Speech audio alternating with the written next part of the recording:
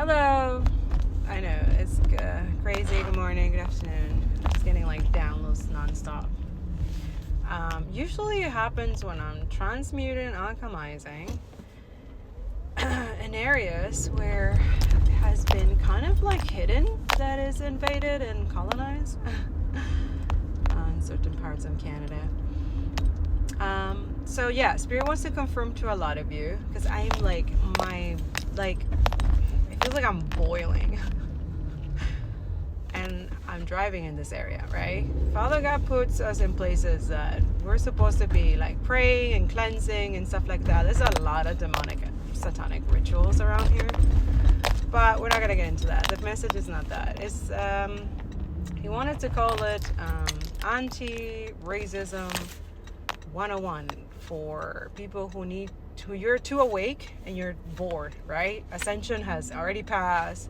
You're spiritually and you're doing everything you can with the resources and energy that you can do, right? Trust that, okay? They're protecting themselves from accountability. Spirit keeps saying that. Bill C9 is for demonic style pedo to not be held accountable for stuff that they've done in other places that they know, that we all know, that they have to do to, right? So a lot of you know the evidence. All is on my Telegram. Sources are everywhere. We have evidence. What? Also, there is a silent invading, and it's meant to be quiet, which is, I was like, wait, but nobody talks about this, so I'm just wondering, you let me know, some of y'all, like, do you work and live in places where you know that it's own or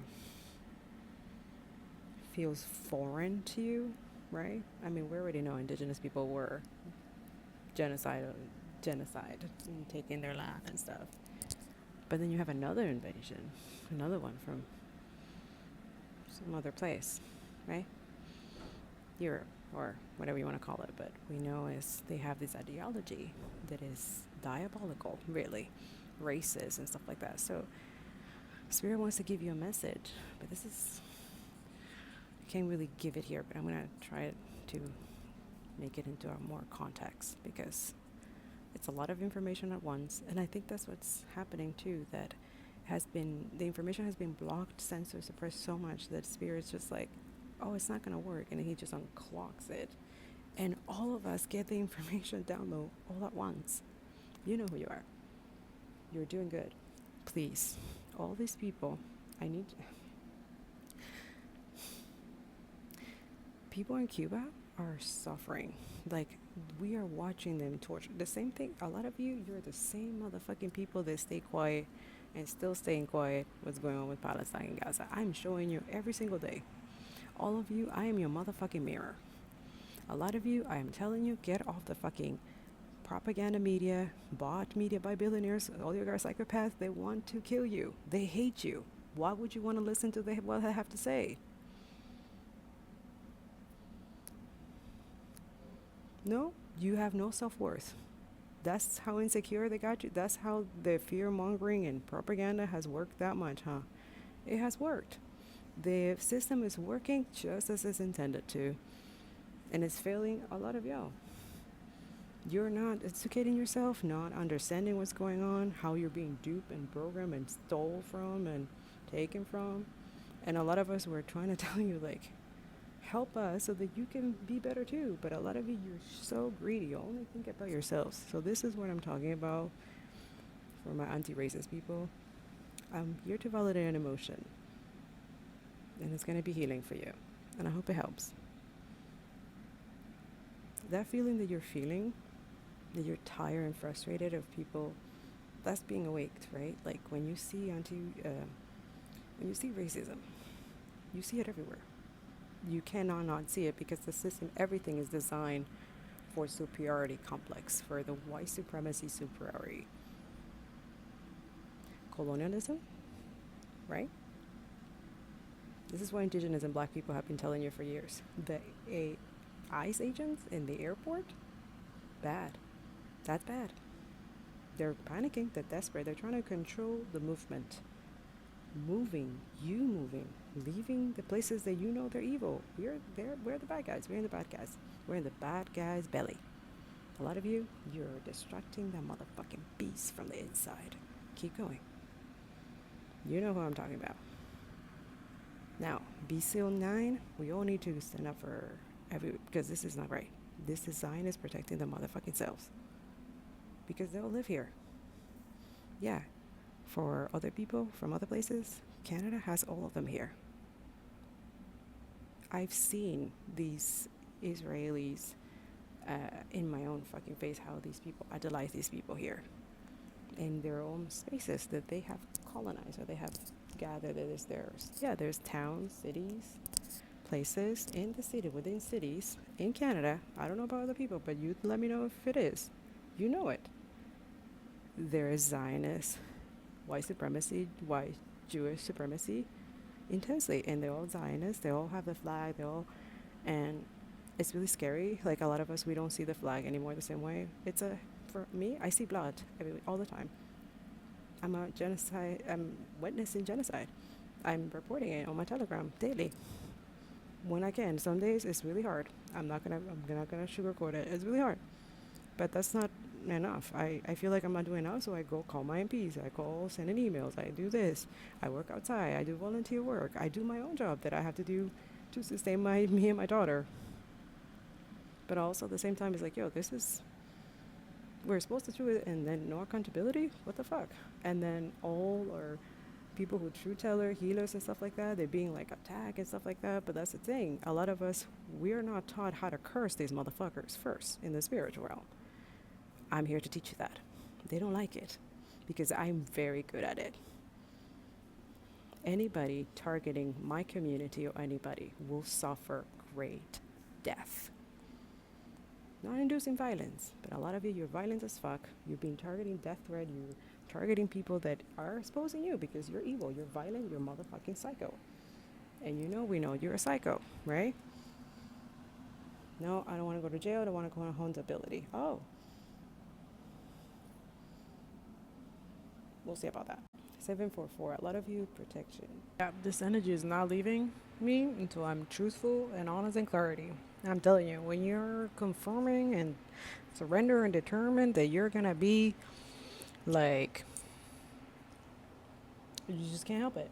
Now, I want to talk about these people that having an issue with people going to Cuba and like showing us that they're like, please look at my reposts. There's a lot of, I don't want to repeat myself because a lot of you are, but most of the videos that I will put in my YouTube channel to combine this, it's going to have, please support the content creators and people. There's people who went to Cuba and brought resources and stuff like that. They're in a blockade. They're in a siege.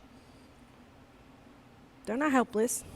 They could, but everything is impossible for them. And a lot of you are like, oh, you wish, like, why don't you just, you need to advertise or donate. You can't donate. You have to literally physically, that's their privilege. I don't understand. A lot of you complain about privilege and stuff like that. The people are actually who have the money are able to do it, and they're showing you how it's done, how they're using their privilege for. And that's wrong now. A lot of you, you're just sitting comfortable not to do it. Like, a lot of you have a lot of shit to talk about, but you don't do motherfucking shit. Or you do the bare minimum, and that makes you feel like you're grandiose. That's still white supremacy. Coño, wake the fuck up. Stop going against your own motherfucking people. Coño. If you think this war in Iran is not going to affect you because you're not a political person, then I really hope you know that being individualistic is not only inhumane, but it also won't save you, especially as we continue to feel our material conditions in the United States worsen. Iran has every right to resist against the illegal Zionist entity and the colonizer, and Palestinians have been warning us for years that if we do not stop their genocide, we are next. Genocide is normalized. I don't think I want to live in this world anymore. Because Gaza is the testing ground to measure the depths of their colonization. And by the way, it should never take the threat of us being next for people to care about an ongoing genocide. But maybe that's what it's going to take to finally pop our individualistic bubble. Caring about yourself, your loved ones, and the world you want to live in inherently means looking at what the United States is doing to Iran, to Lebanon, to Palestine, what it's already done to Syria, Afghanistan, Iraq, its own history of settler colonization, enslavement, genocide to indigenous folks, to black folks, and understanding that this empire has never cared about us. We must embody liberation in our daily lives. BDS should be the absolute minimum at this point. Confront white supremacy at work and at home, and think about how your everyday actions and privileges are tangibly supporting the working class in your community. If you're in New York City, come to our community event on Saturday, March 21st. All ticket proceeds will be donated to Palestinian evacuees in Egypt. Practitioners will be offering a sound healing journey, teaching us how to use herbs in our everyday lives, and most importantly, you'll be able to build new relationships and meet new people in the community. I'm going to give a 3-minute, i.e. incomplete scorecard on Canada's tilt towards fascism, not only for my fellow Canadians, but for Democrat voters in the US who aren't yet clear on how liberal lawmakers not only won't pull you out of where you are, they had a substantial role in getting you there. So, capitalist crisis first. Decades of declining profits have cascaded since the 2014 oil price collapse and are spiraling from the Trump tariff war.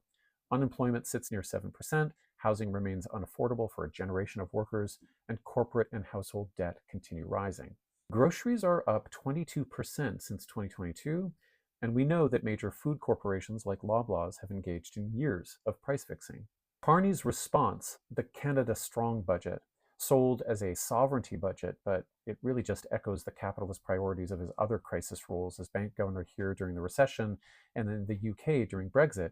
It cuts $57 billion in program spending over 5 years while committing $81 billion to military expansion and canceling a capital gains tax hike.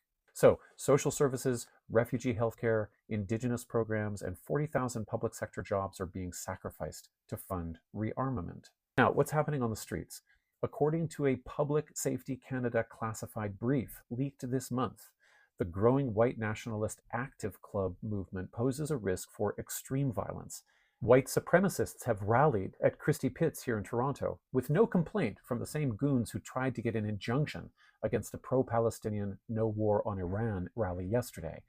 Rachel Gilmore has been reporting on the rise of fascist fight clubs using gyms in major cities in after-hour slots. Armed forces members have been charged with plotting anti-government terrorist attacks. Conservative opposition leader Pierre Poilievre is on his last legs in leadership, but he's nonetheless mainstreamed far-right rhetoric for the foreseeable future through the Jordan Peterson pipeline and by cozying up to the Maple QAnoners who ran the trucker convoy during COVID. On the information front, Post Media Group controls 130-plus newspapers and is 66% owned by a Trump-linked American hedge fund. Finally, U.S. MAGA vultures are meeting with Alberta separatists, specifically the Alberta Prosperity Project, an anti-immigrant group calling for a referendum on whether Alberta should secede. They're planning to ask these necro-capitalists for a $500 billion credit line to support Alberta if they get their referendum and win. Historically, there has never been a successful Carney-type junior warlord and austerity answer to any of this pressure. It takes reorientation or revolution towards redistribution policy, tax billionaires out of existence, public options for groceries, housing, banks, utilities, child and elder care, an employment guarantee, nationalization of resources in consultation with First Nations. That's how you do it.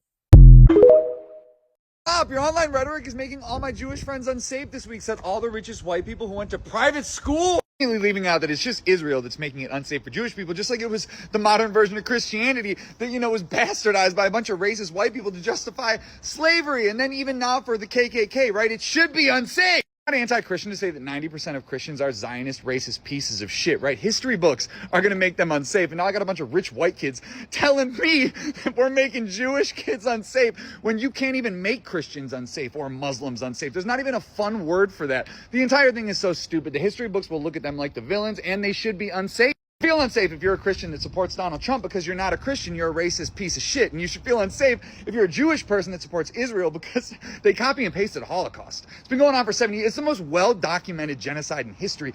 It kind of seems like it's going to be unsafe if you don't distance yourself from that. No one told you modern-day Judaism and modern-day Christianity co-opted by these white Zionists is going to be unsafe because it was the justification for genocide into slavery, into for-profit prisons, into segregation, into our trickle-down economics. There's not a place in the world where we're going to go and be safe from history books. We are the only plague. You can't escape the history books unless you rewrite them, which they actually did. I'll get into that later, but every religion and every organization is judged by the actions of its worst abusers. That's how history works unless you're from Israel, right?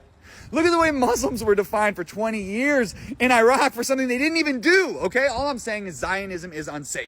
If your Holocaust documentary is on Netflix and it's not getting you killed, like this one, it's absolutely propaganda. It's nonsense. It doesn't talk about Operation Paperclip. It doesn't talk about von Braun. It doesn't even talk about George Bush's grandfather. It doesn't talk about Ford, right? All the people that invested into Hitler. Either way, it was nonsense. I might do a deep dive on it later because it actually pissed me the fuck off that we have to keep watching the same 5 minutes of a genocide when we can't see Sudan or Congo or even Palestine. Have a good day. Fuck them all. All right, so part 2 or whatever, I end up posting this because it has to be combined with other things. Like, that's how spirit works right now. It's just what it is, and I'm just here to be obedient. I'm just a messenger, just confirming for a lot of you your intuition. At least my people who are in the revolutionary system and stuff like that. But spirit also wants to heal this part because this illusion is crumbling, right? That's dissolving. So a lot of you are seeing all the time, and it's getting frustrating and annoying, especially with people that cannot see. They're still asleep, okay? They still think that, but most of these people have this superiority privilege complex, right? They think that whatever their ideology is above or inferior than the people of the oppressed, the color, right? So they feel protected in that sphere, in spectrum, or they have created that illusion that they should always be protected from, and then they can continue doing violence on multiple times. So the Ten of Swords, when we're talking about reading energy, that is the energy of someone constantly betraying, lying, cheating, conniving. And then there's always the Seven of Swords that always comes out, which talks about the sneaky energy. And that is what I call the colonial energy. It always pops up in all books and decolonization books. And this is why education is so important, because these people operate in an energy of not being very creative. They take and copy from everybody, right? And because most of them, they don't have like an identity themselves, or their ego is so grandiose and they're so conditioned and programmed that a lot of you, once you see, you can't unsee it, right? So spirits wants to validate that for you. Like, it's okay to have this frustration and rage. No, it's not mean that you're hateful. It's just that you hate this energy that has been normalized. You hate, and I hate using that word too, because I don't like the hate energy, because it's but out of that shadow, out of that violence and colonial and genocide and trying to erase indigenous people and stuff like that, when you're conscious that a system is built to function, to help protect and maintain, through those people, white supremacy, any type of way, especially I'm talking about in this energy, the white supremacy, Jewish white supremacy, right? But I want to clarify that too. There's the Christian Zionist white supremacy as well, that a lot of people don't want to talk about, and most of them, the majority, it's a lot more Christians than fake Jews, right? And I also want to continue clarifying that, and I will always clarify this, anti-Zionist Jews are the real Jewish people. When you see a Jewish supermarket, okay, and this is what I've noticed here, like I've had one where I have my watermelon thing, and it was the owner who came and talked to me and said, hey, I support what's going on, but my staff does not. So they will try to target you or attack you or follow you even. Like, he's literally straight up. And I love anti-Zionists like that. They will tell you straight up about their kind, their own inner demons that they know that their people do, and then they warn you about it. That's the only supermarket Jewish that I know, the anti-Zionist owner, that I will ever go, and he supports Palestine. He doesn't have any motherfucking Israel flag. He does not believe in fucking Israel. He's all about land back for Palestinians.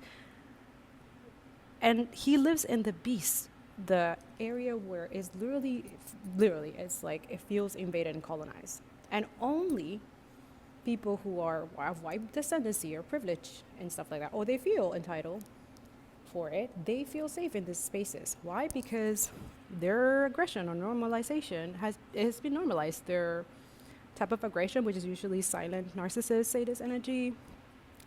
There's a lot of weird energy around here, and they try to keep it calm and stuff like that, but they are in housing landlords, they are politicians, and they are owners of land or stolen land.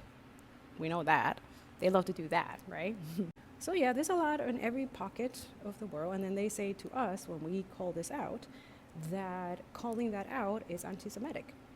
Why is it anti-Semitic that I, someone who have witnessed your motherfucking psychopath state, which by the way, they just passed the law that they're just going to the death penalty for hostages, prisoners, Palestinian who are innocent, who haven't committed any crime, or they haven't been, no, they're innocent. And a lot of you, there are 16 prisons. That I could not sleep last night and crying and thinking about this. 16 prisons. And they're just passing this law like it says no tomorrow. So this is what I'm asking Canadians here as well, because that doesn't make me feel safe having motherfucking Zionist demons here. Pedophiles, they accept, like, why? They're trying to normalize that in a quiet, silent way. Or prime ministers are pedophiles, like all this, they own land, they own their landlords, they're in our banks, they're everywhere that they could have control over our lives.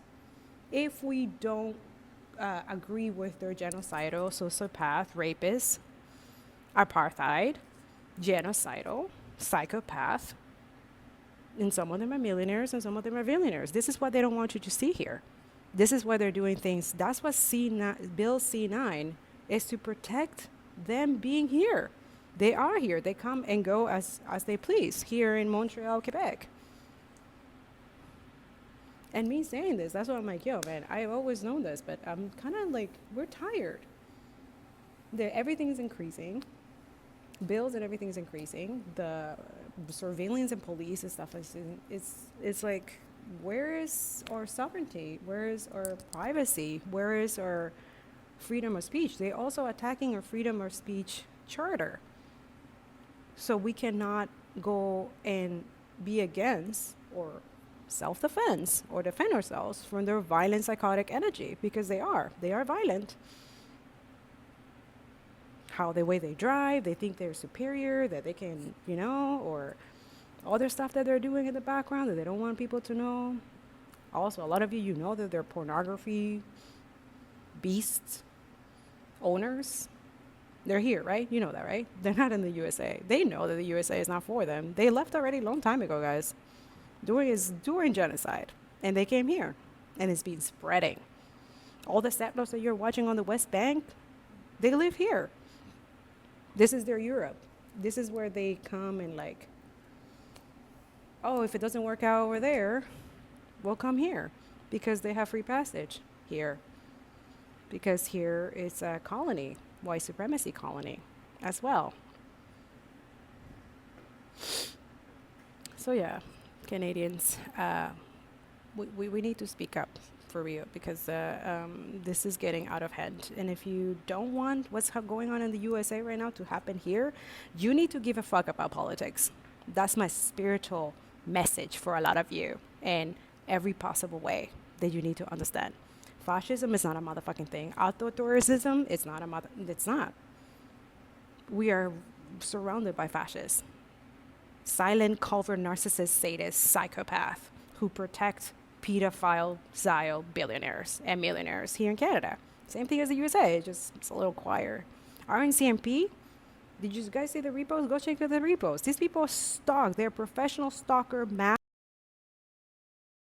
This war is not to cover the Epstein files. This is the Epstein files. You don't need to dig any deeper. Let's break it down. For much of the 19th and 20th century, the nation state was the highest decision, and after World War II, the US was the apex of the system. However, President John F. Kennedy's public assassination in the 60s, which we all know was an inside job and a warning, marked something very significant. Something else has consolidated power. The military, intelligence, and executive branch began operating outside of accountability to the state and to the American people. The United States no longer represented a nation. The Federal Reserve coordinates monetary policy with private asset managers, who are the largest shareholders in every defense contractor and every oil company funding both sides of every conflict. World trade policy and intellectual property regulation is written by Pfizer and Coca-Cola and IBM. AIPAC launders Israeli government interests through American donors, and most recently, Silicon Valley venture capitalists have started occupying the government. The top two negotiators on the Iran war are Jared Kushner, who personally received $2 billion from Saudi Arabia for his private equity fund, and Steve Witkoff, whose company is majority funded by Qatar. That is why parties change, yet policies don't. That is why Congress is owned by a foreign lobby. That is why the richest country in the world has increasing poverty rates and a housing crisis. Starlink runs Pentagon Logistics, and Palantir is processing the targeting data, and OpenAI just got their second defense contract. The US loses these wars on purpose and consistently betrays their allies. It is not behaving like a nation. It is a host for a transnational corporate class. So no, this is not some great diversion. It's not a smokescreen. This is the main act. And you can investigate and analyze all you want, but you actually know enough already. Power is not given back from those who hoard it. It is taken back.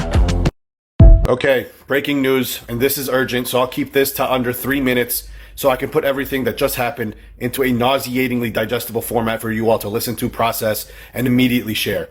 The Israeli Knesset just passed a demonically and ironically illegal law authorizing the death penalty for Palestinians convicted of murdering or intentionally killing any Israeli citizen, calling it an act of terrorism. While this law was championed by one of the most evil terrorists of our planet, whom is currently sanctioned and banned from several countries internationally, 𝓁𓁆𓂀𓅃. After this law passed, Ben-Gvir brandished a bottle of champagne in celebration, and candies were passed among the Knesset out of pure joy.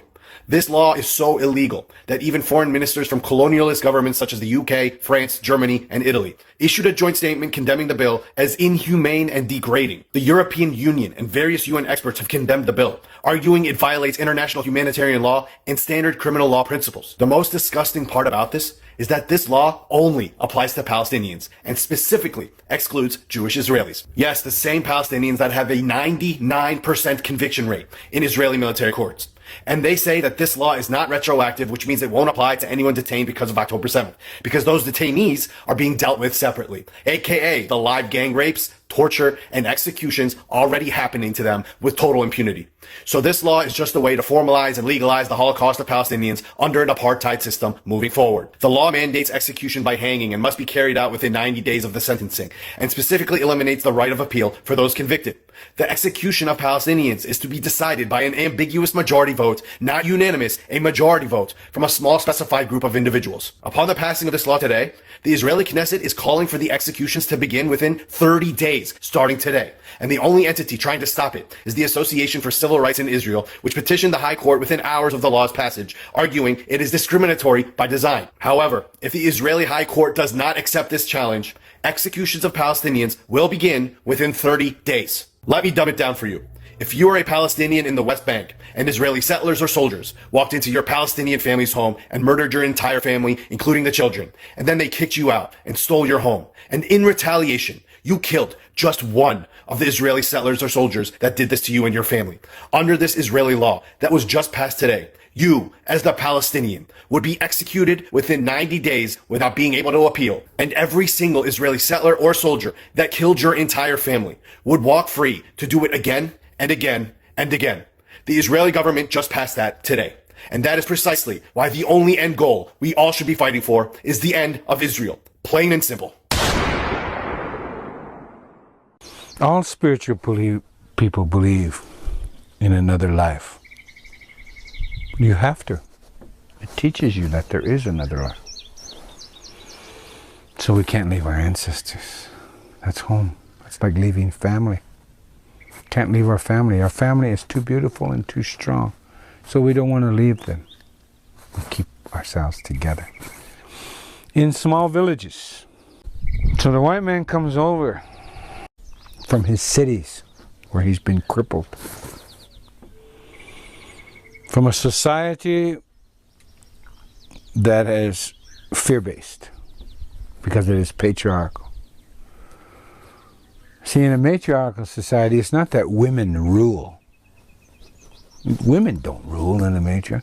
There's female-male balance. Just as there's female-male balance in the universe, there's female-male balance in all of this life. So who are we, the most humble beings on earth, who are the most vulnerable beings on earth? We're even more fragile than a flower. There's flowers that will grow through snow. Bare, naked. We can't survive in snow bare naked. So here we are, learning to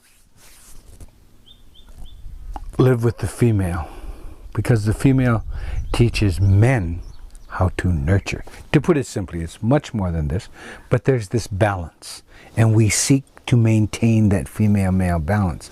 And the females live longer than men. Duh! You know? The human female is the only being on earth that's been chosen by the Great Mystery to be purified with the moon. With the moon. They're purified naturally. My God, we're men. We don't live as long as we know nothing about purification from within. So we have to create our purification rites. Hence the sauna, or the 𝓁�𓃆🂄, the purification lodge. So we have this, and they teach men how to nurture. If you don't know how to nurture, then you're going to be afraid. And in that fear, you know, my ancestor, Chief Luther Standing Bear, who wrote a book, first part of this century, called My People the Sioux. And he wrote another book, The Land of Spotted Tail. No, The Land of the Spotted Eagle. I'm sorry, The Land of the Spotted Eagle. And he said, if you don't know the forest, you will come to fear the forest. And what you fear, you will want to destroy. That's patriarchy, because they're out of balance. The first living thing they fear are their women, because they have no understanding of women. Women have this other sense, which the white male calls, what is it called? I lost it. Intuition. It's called intuition. That's what he calls it. I call it sacred knowledge. This ability to see things clearly. This ability to feel. And think of the woman, how she goes from a child into a woman who is naturally purified. And she goes through this life rearing children, teaching men how to nurture and be in balance, and then reaches the change of life, in which she becomes the elder that lives longer than men and has this full woman power. Until you know a woman, you'll never know life. And so our ceremonies here on this earth are to celebrate womanhood, to learn minutely. So we go through the 𝓁𝓃🂄, the purification lodge, the sauna, so that we can feel, have some little notion of what it's like to be purified. And we go through the sun dance and tear our flesh and create the blood, because we want to have a minimal understanding, at least, of what childbirth is all about. When she tears her flesh and gives her blood to create life. What is patriarchal societies the world over? I don't care if it's Islamic, Judaic, Christian, Hindu, Buddhist. They're all male gods. I've yet to see a male anything give birth. I'm sorry. So, therefore, it's impossible for them to create. Duh! So they come into this full flower of womanhood. And you'll know in indigenous societies, and indeed in all societies, but when an elderly woman speaks, people listen.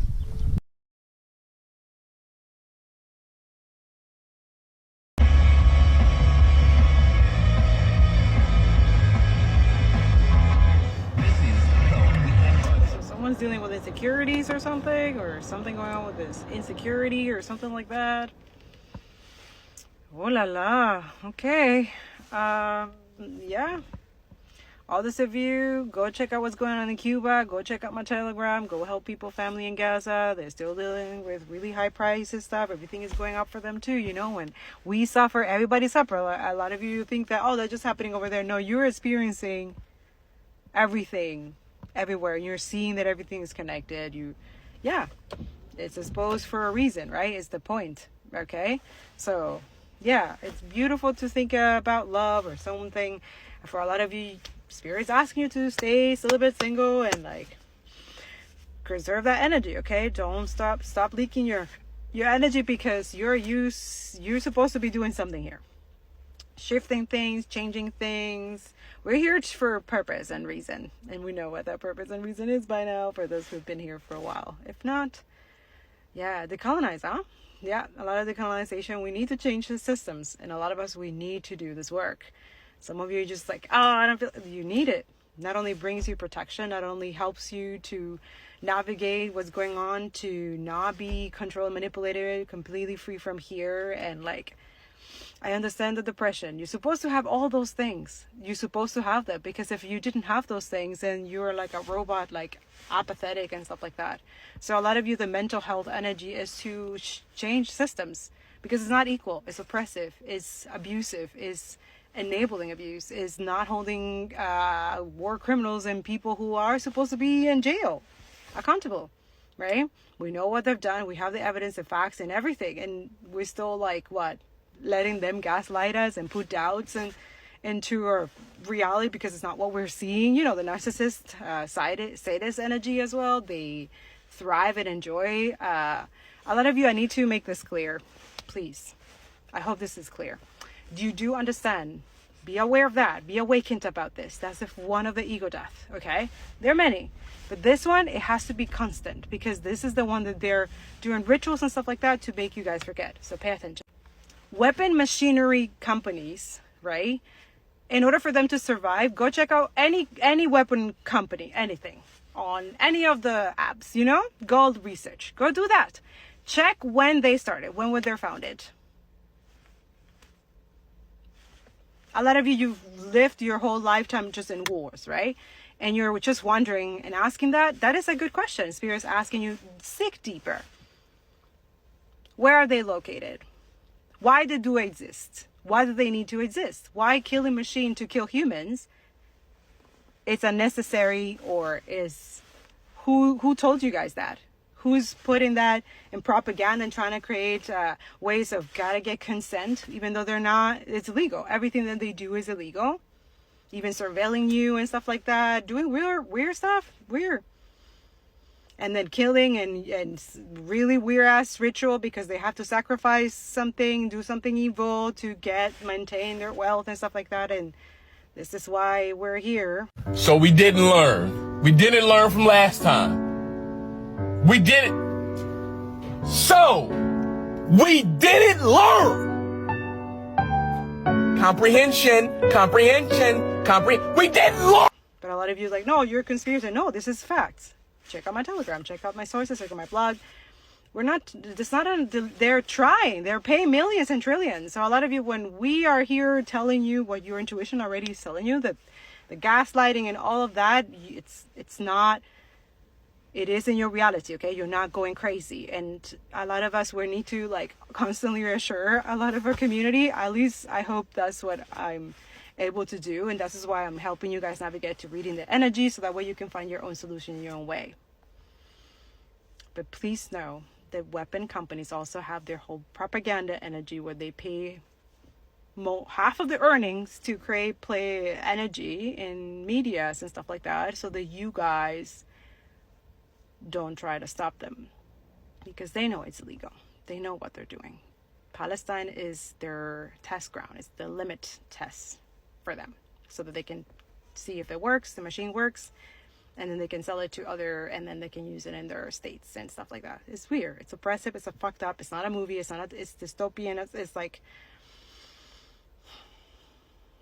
you're not crazy, okay? And that's why most of us who are in the truth-telling energy, and not truth-telling because there's a lot of truth going on, but there's different aspect to it, and a lot of you, they're counting on you not being educated. Media literacy and spiritual education, that's what I focus on here, and also the media literacy, okay? So decolonizing all of propaganda is like, my people here are gonna be, yeah, anti everything, for real. Also, they hate the energy that you're getting, jealousy or whatever, of all these cowards and people who don't do shit, right? But they have a lot to say of how we should. It's just, a lot of you, you're gonna catch them, all of them. You know who I'm talking about. They're not that many. That's it. Do what you will with that. I'm not inciting, or I'm not, it's just Spirit just said that. I'm just a messenger, right? And I will always go with the side of the resistance. I don't give a fuck what anybody has to say. A lot of you, you have a lot of mouth, a lot of talking, but you don't do shit. You wouldn't put yourself in the situation of those people trying to defend themselves from being erased, from being bombed and shattered, their family complete out of the registry. Like, what? Who think, and these people think they're superior, they're allowed to do this because God tell them to? Which God? Which one? The chosen. Wow. That's it. They have used the word that of the real chosen, the oppressed, and people who are like trying to defeat these motherfucking demons, satanic energy, and like diabolical, right? You're seeing through. That's the veil. It's coming off. No more pretending. No more mask, and no more, yeah, right? It's gonna be like, whoa, yeah, that's it. A lot of us, we go through so much to, anyways, just a thought that weapon machine companies, they need to have wars happening. So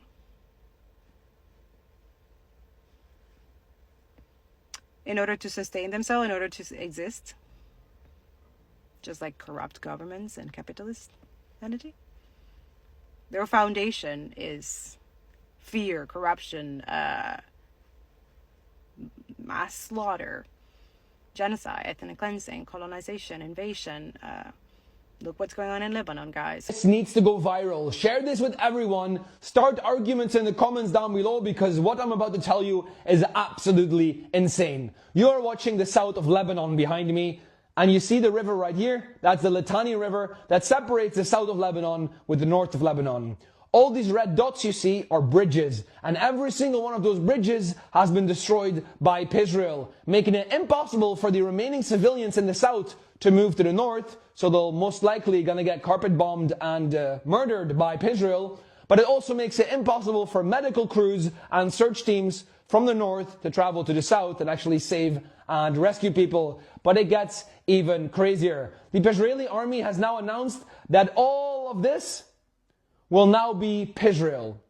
Israel is going to annex and occupy all of this area up until the river 𝓁្��🂀, up until the 𝓁្��🂀 River. And you still wonder why there is resistance.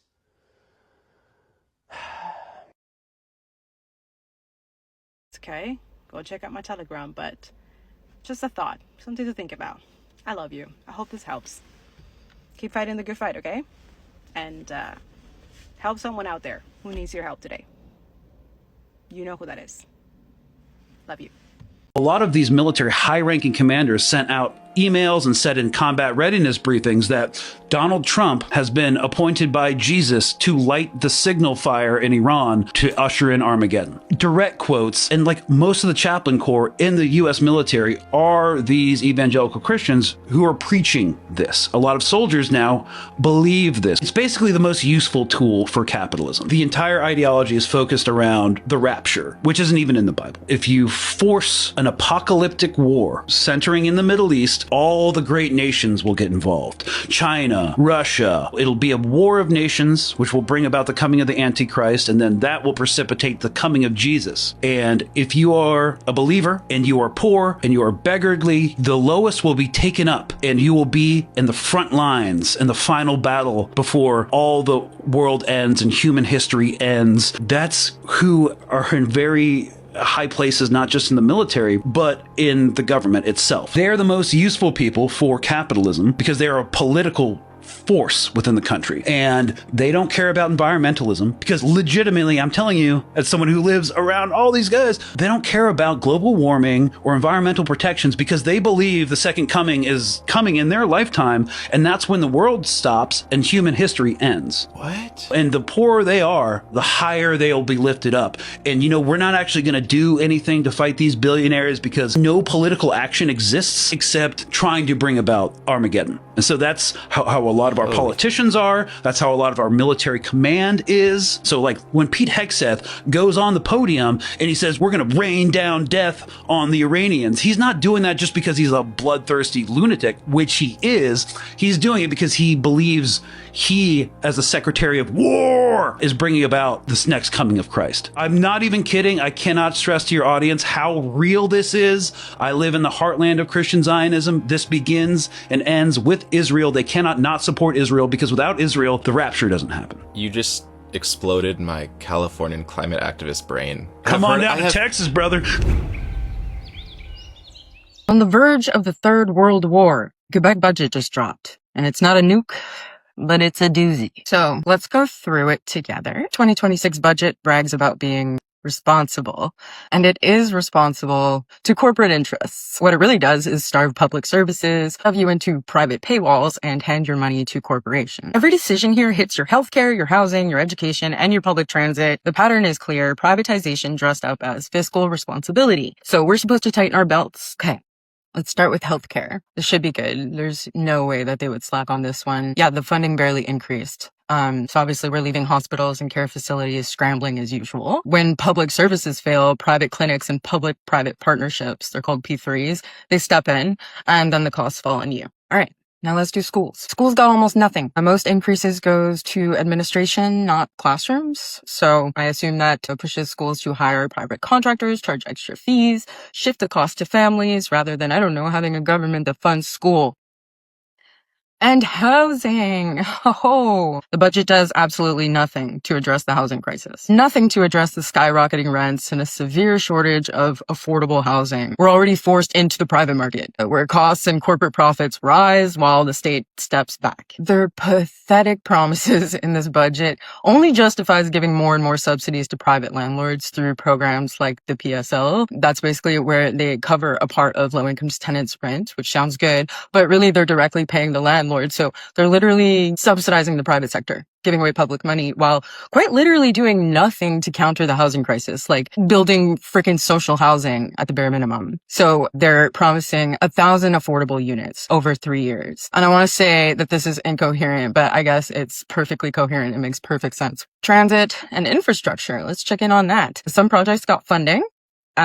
There's big gaps though. So since the budget gives only modest increases to the STM operations here in Montreal for their infrastructure and whatnot, they have to still rely on public-private partnerships. Again, anyway, that's about all I can handle of this budget. But obviously the approach seen in healthcare, education, and housing, it's to underfund, create these gaps, and then let corporations profit. And it's a pattern of starved public services, underfunded schools and hospitals, and a housing crisis that goes completely ignored. And private corporations stepping in all over the place. Citizens pay more while corporations profit and public control shrinks. So I guess we have to ask ourselves, like, what do we get in all of this? Well, we get fewer services, a higher out-of-pocket costs, and more corporate control over our daily lives. It's outright austerity. Anyway, no budget is neutral. Your public public services are under attack. This is obvious, and this budget is part of the blueprint. For sure. Thanks for living that with me. It was horrible. Go read it yourself if you want to see all of it. It's terrible. I haven't even scratched the surface on the cannibalism. It makes me so angry. And guess what? It didn't fucking end with the Emancipation Proclamation. That was a great start, but it didn't fucking end. I think what makes me so fascinated about the Epstein files is this right here, right? The Black American plight. You have Black American history, true, unfiltered history, right? And then you have the Epstein files. It's not different. The victim pool for specific sadistic acts just shifts a bit. Black people are no longer good enough for certain things for them these days. When we talk about the actual history of this country, we rarely talk about how most of that stuff didn't stop when Abraham Lincoln freed the slaves, right? It didn't just stop happening because he said so. Who was gonna check to make sure any of it was actually enforced? On top of that, we never had any sort of underclass revolution here. Nothing has ever truly been done about what those people were doing. They just comfortably, continuously choose their successors, right? And cozy up to the families of old money for security, to secure the status quo. The people in power never change, but parties do. Certain practices in money flow are never disrupted. The power dynamic is never disrupted. Not in this entire country's history. Nothing has ever been done about any of that. The stuff you see in the Epstein files is the same and has been the same for hundreds of years. The only difference is because no one else was going to stop them, they decided themselves to stop doing those particular things to Black people. And now they just do it to little white kids because their racism has shifted a bit. I think that's why the files just never surprised me. It fazed me deeply, but it makes sense to me. This country never had any sort of cultural, any sort of communist revolution to come to terms with its history. Anything anti what it's always stood for. They just always allude to being better, right? Allude to growing, and everyone just goes along with it. The United States of America is ruled by cannibalistic pedophiles who molest babies with the umbilical cord still on. I know a lot of people let content creators read that kind of stuff to them, but you really need to log on and go and read those files for yourselves. It is all just chattel slavery. It's all the cultural practices and the sadistic practices passed down through generations and generations. They just kept doing it. The Epstein class just remixed their pool of victims. And it's not to say that Black people aren't their victims anymore. It's just that when it comes to the rape, when it comes to the consumption, that's just not something that they particularly have a taste for anymore. Nigger flesh is, I believe, the term I saw when I was going through. Those types of people are still in charge here. They've always been. And it makes so much sense that non-Westerners don't take Western political opinions very serious at all. It makes so much sense that we get written off a lot. In terms of the global political sphere, the rest of the world doesn't value our opinions. We are ruled by cannibalistic pedophiles, and everyone gets up every day and no one does anything about it. This is the FBI director, Kash Patel, just days after another batch of the files were publicly released, not bringing anybody in, not hard at work making arrests of the sick freaks who prey on our children. He's just living his best life, being a special guest at some sports event like he's supposed to be doing, like he was told to do. The U.S. Attorney General, Pam Bondi, had a hearing for the files just a couple weeks ago. Nothing but theatrics from her. Honestly, nothing but theatrics from all of the senators involved as well. Theatrics, all just to seem as if anything was ever going to be done about any of this news, right? But it's not really news. It's what the West is, what the West has always been. It never stopped.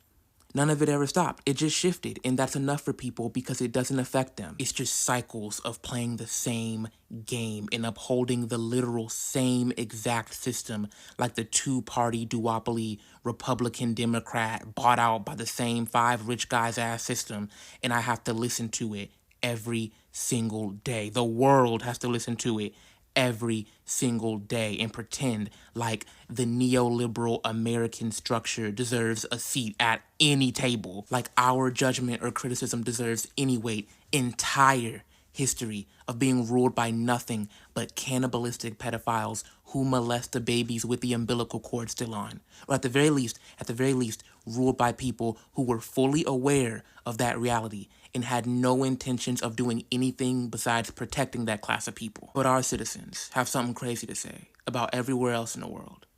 Iran, China, Venezuela, Cuba, the DPRK. The nerve to call everywhere else in the world a dictatorship, to choke the planet and then judge them for how they breathe, when we live in the worst place in the world, and that thought rarely ever crosses y'all's minds. Damn. Their obsession with power and control nonstop, like constantly. And then they project towards us that we should not expose their abuse, that we should normalize that because they're superior, because they feel superior, because their ego is set up and they don't want people to humble them or tell them, you know what I'm saying, what's the fact, the truth, right? And now, they don't want you talking about what's going on in Lebanon. A lot of you, or they don't want you talking about Cuba. This is another thing. I have another question for my Canadians who love to travel to Cuba all the time.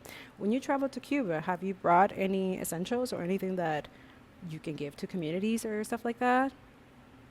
A lot of you, there's hotels that has been prohibited for a lot of Canadians or Americans to go to these hotels, so you stay in people's homes. Are you bringing stuff to these people's homes, or are you just using them for your own comfort and your own narcissistic ego? For all those of you who go to spiritual retreats and stuff like that, are you contributing to the people that you're kind of invading? But it's just a short time. It's just traveling. I'm just going to go visit. They're in a blockade. They're literally, you're seeing that at nighttime there's no power. They're suffering. People in hospitals are in the brink of dying because their generators are no longer operational. And you're just going there to visit. Like, travel? They're attacking your eyes with travel? Then stop traveling. Target them with their money. A lot of you, they feel bold. Like, oh no, nobody will ever stop traveling. Oh. They're relying now on tourism because everything is getting dry. The people must speak. Power to the people. Like, a lot of you have the power and they know it. This is why I'm saying, like, they're putting a law here in Canada to protect themselves from being held accountable. Spirit kept saying that. Where are the lawyers here in Canada? Where are the justice here in Canada? What's going on? Why don't you guys care? I'm so confused.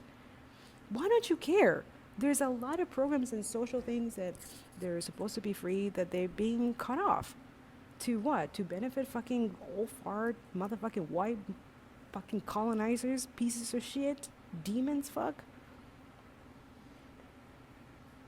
And we have people who are supposed to be protecting the people, but they're not.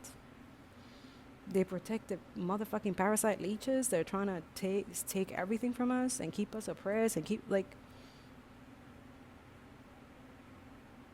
they're counting so much that you're not educated and that you don't wake up, that you don't become anti-racist, because we have to build a system that is anti-racist, anti-white supremacy, anti-capitalist. Yeah, we have that chance now, but I'm telling you, all of that is valid. Go check out my Telegram. You're not going crazy. They are invading Lebanon. And it looks like the same playbook as Gaza. You're not caring, right? A lot of you you should care. You should continue to post the same energy that you have for Gaza and Palestine and the West Bank and Khan Yunis. It should be the same. A lot of us, we have just evolved to different ways of because we have to find other ways to get the message. You know what I'm saying? But a lot of you like to complain. Wow. The only thing you got to do is just share and keep the algorithm and keep helping people. Those are in my repos. There's families. There's in my link tree. Help people who are literally surviving genocide still 3 years later. Also hearing the gaslighting and the media just talking bullshit and lying about them. Iran, by the way, yeah, that was illegal what USA and Israel did, still doing to Iran. And yes, they have the right to defend themselves, and every revolutionary fighter should. The fuck? A lot of you talk so much out of your ass, but you don't.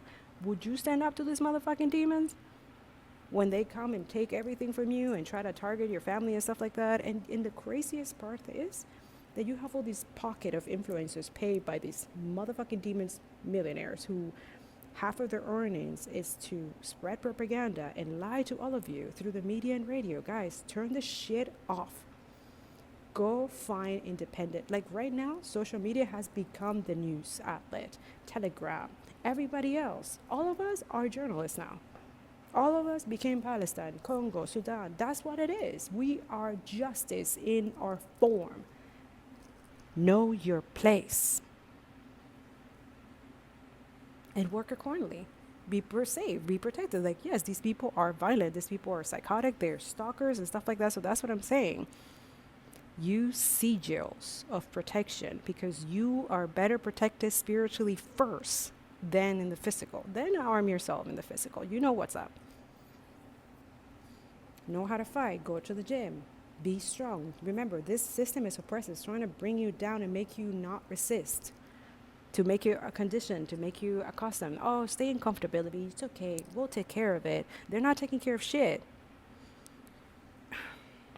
A lot of you do. It's so sad. You guys, I mean, it's great because, I mean, I don't even know. It's just, a lot of you just settle for narcissist abuse. And all of us is like, no, that's also that too. Like when you become anti-racist, you know you're a narcissist demon slayer. Like you just, narcissists cannot fucking stand you. The same thing with Zionists. It's the same motherfucking thing. Sociopaths, narcissists, fucking liars, hypothalamus, like they can't stand you because you stand in your truth, you stand in your clarity, you stand in justice. So that's why when things fall off, let it fall off. It's fine. Everything will adjust on its place and in time, but you just keep on going. A lot of you, you're a truth teller, keep on going. You're a journalist, keep on going. Artists, keep on going. Make music against, keep on going. Build mutual aid, keep on going. Help people that they think that you will never do that you keep on doing it. Keep surprising yourself and your creator. Go beyond what you think. Because it's beyond this shit. I'm just a messenger, but I'm hoping if we are communicating in the same wavelengths that all you guys billionaires, the one who watch us, me, and I know he watched me, fuck this asshole, he's a motherfucking pedophile, and he's gonna fucking rot in hellfire. I don't give a shit. Don't be scared of these assholes. They're scared of you. They're parasites. Parasites cannot survive. Demonic cannot survive in truth. They cannot survive in empathy. They cannot survive in compassion. They cannot survive when you expose them like cockroaches and pigs that they are. Keep on doing it. Now, here in Canada, they're scared because they're here. They're feeling like they're come from heaven.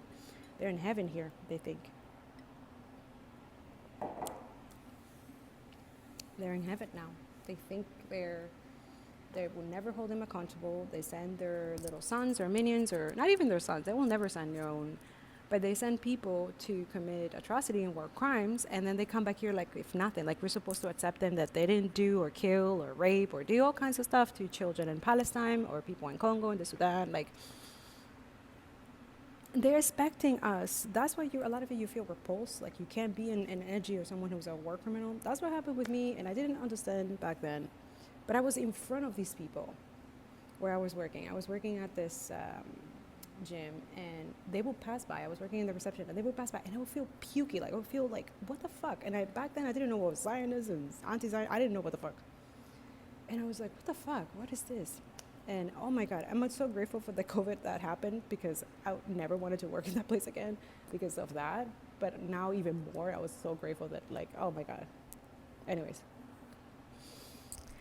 That's another story. But what I'm saying is that trust that instinct when you feel like sick to the core that you cannot be in the same environment or frequency or that it's danger. Like it's dangerous. Like you're not safe. Trust that instinct. It is true.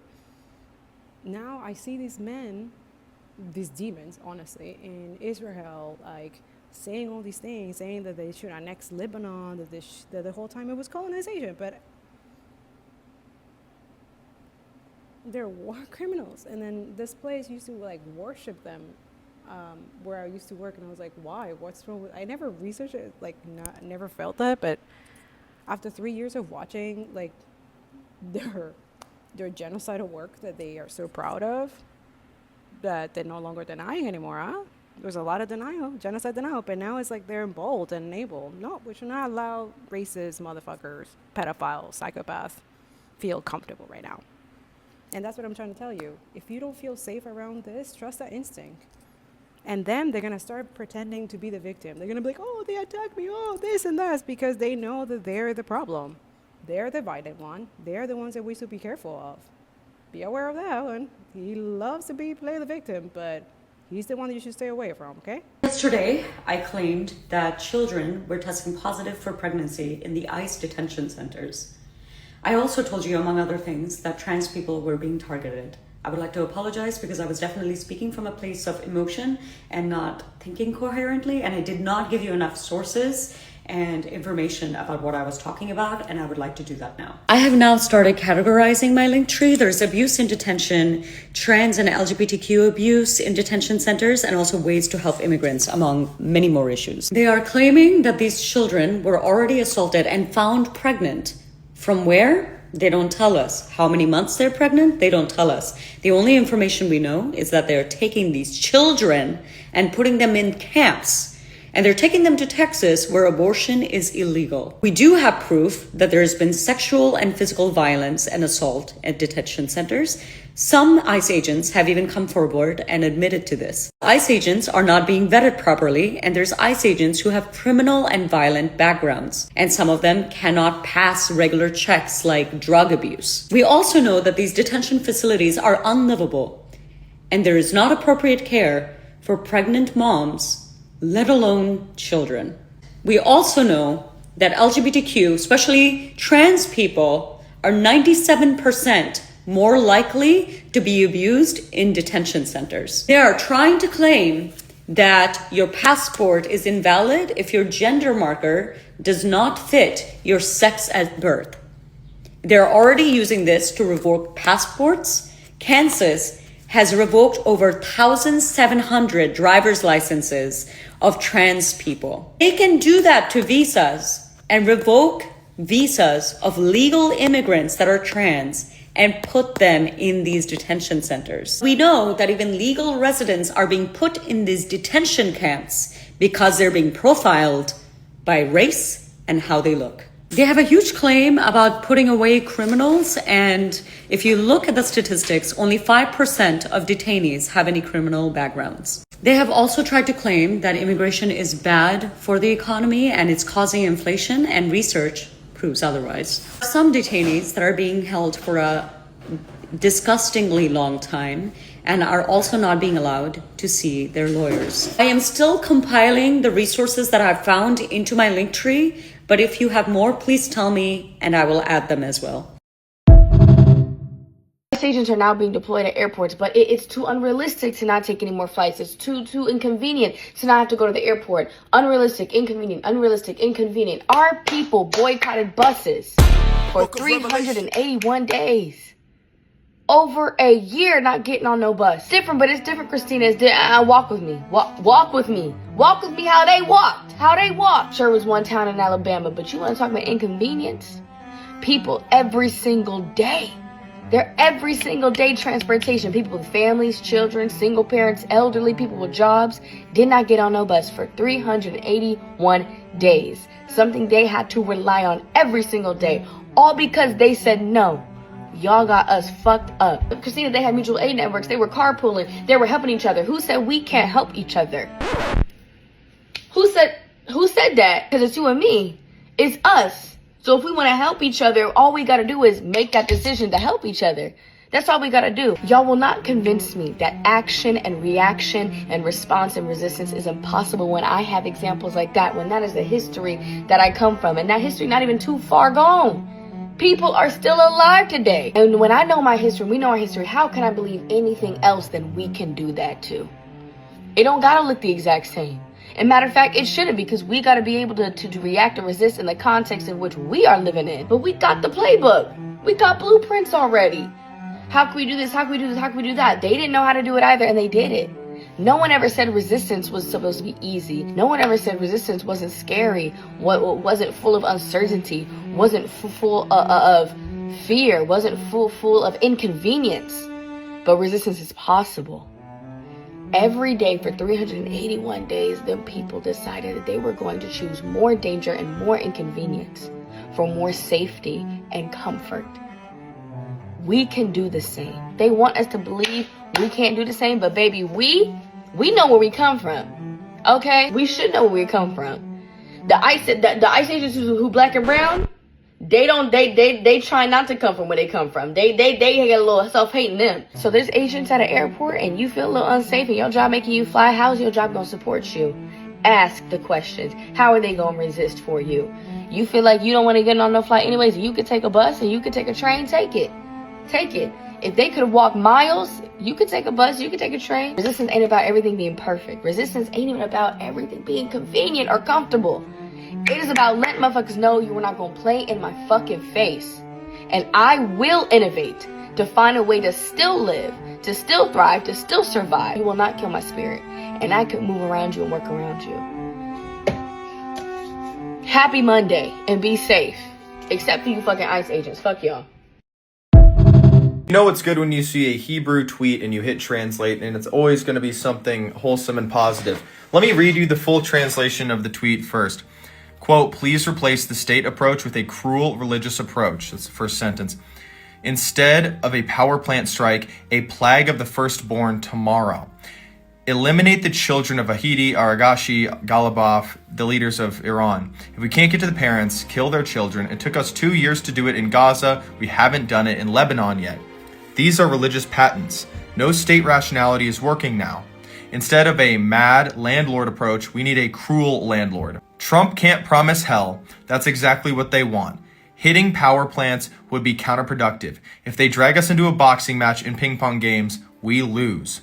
This is Israeli analyst 𝓁🔂📃 of the INSS think tank affiliated with the Tel Aviv University.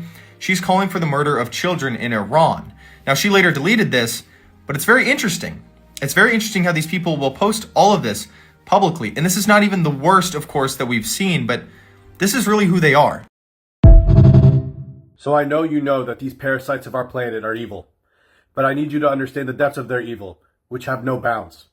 This is a clip that just happened, where terrorist Israeli settlers took the time to place large jagged rocks all over the roads to prevent ambulances, paramedics, and civil defense from coming to assist the Palestinian families they are about to terrorize through brutal violence and burning of their homes, cars, property, livestock, and agricultural land, attacking 12 Palestinian villages in one night, all sanctioned by the terrorist Israeli government and protected by the terrorist Israeli occupation forces. And we all know that this has been happening for decades. But now that they know that the world hates them and is coming after them, they are now hyper-speeding the process and doing it in a more brazenly violent manner as their politicians arm them to do their worst. Their true colors are out on full display for the whole world to see. From the children to the elderly, their evil knows no bounds. As children sing songs about genocide in Gaza, to the elderly about to croak, demanding the killing of every Palestinian man, woman, and child. You've seen it with teenagers destroying aid going into Gaza. You've seen it when parents put their babies in front of trucks to block aid from going into Gaza. They are the highest form of demonic. But don't take it from me. I'll pass it on to my friend Metamorphosis to take it from here.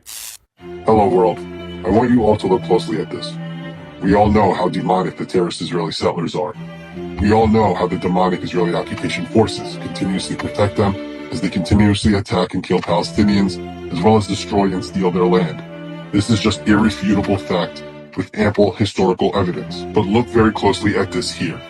These are all children, lighting the property of a Palestinian family's home on fire while dancing around it like a satanic cult, chanting death to Arabs, with the Israeli occupation soldiers protecting and enabling them. Children. Just look at the soldiers' stances. They are standing in between and facing the Palestinian family as if they're the threat. While the children of the corn, seeds of Chucky, demon spawn, sing and dance, yelling obscenities, threatening the Palestinian family with death as they burn their property. And here, teenage boys attacking elderly Palestinian women on their property, with an Israeli occupation soldier protecting and enabling them. The child hits the elderly women multiple times and even picks up a rock to throw at them. And this naked bull rat Israeli army reservist stands in between, again, facing the Palestinian family, as if they're the threat to these rabid inbred spawns of Satan. Just remember, this is a society that has taught this level of hate at birth. A satanic scum society that is evil at every level, where it is not just the settlers that our Western media likes to label as extremists that are this level of evil. It is also the children in a common Israeli household, inclusive of the demonic parents that raised them. It is the common Israeli politicians shouting for the death of children and the genocide of a people, with their colleagues and fellow government officials cheering and nodding in agreement. It is the common Israeli news anchor, openly calling for rape, ethnic cleansing, and mass extermination of Palestinians. The common Israeli audience on popular Israeli TV and news shows, applauding a known Israeli rapist that was on a publicity tour all over Israeli media. The common Israeli podcast host, calling to eradicate all Palestinians at the push of a button live on air, as he also admits the majority of their society thinks like him. If you gave me a button to just erase Gaza, every single living being in Gaza would no longer be living tomorrow, I would press it in a second. And I think most Israelis would. Yeah. Most Jewish They wouldn't The common Israeli teacher teaching kids to call Arabs slaves that should be killed in the name of destroying the Al-Aqsa Mosque in order to replace it with a third temple. כשאני אומרת לכם ירושלים, מה עובר לכם בראש? מה זה ירושלים? בית המקדש. מי מאמין שבית המקדש ייבנה בשנים הקרובות? מה יש שם עכשיו על בית המקדש? אז מה יקרה מהמסגד? יישבר? מי מכם פגש בשנה האחרונה ילד ערבי? איפה פגשת ילד ערבי? ליד הכותל. דיברת איתו? לא, הוא דחף אותי על המורה. ומה קורה כשאתם רואים ילד ערבי? מה אתם מרגישים? רגשות זעם. זעם? אתה לרצות. מה קורה כשאתם פוגשים ילד חילוני? למה אתם הולכים עליו שלא מהתחלתי? מה הוא עושה? לא. כשאתם חושבים על ירושלים בעוד 10 שנים, כולם חרדים? לא כולם חרדים, ערבים חלק כולם יהודים, יש גם ערבים שלנו. תהיה משיח, הבאתי, כן, מה אתה אומר? מלחמה, כל הערבים. חלק מהם עבדים.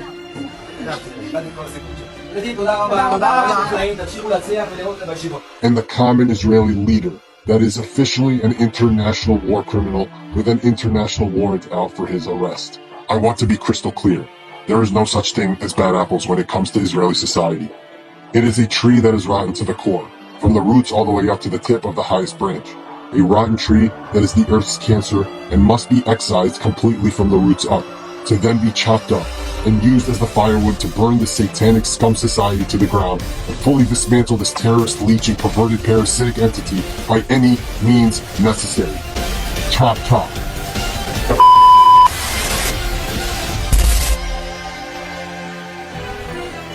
Very dangerous and alarming development regarding the execution of the Palestinian hostages. A catastrophic and escalating in the prisoner execution bill has been signed tonight. The extremist 𝓁္��📀📃 celebrated on his account what he termed another step on the path of historic justice. Motherflower, what justice? You terrorist!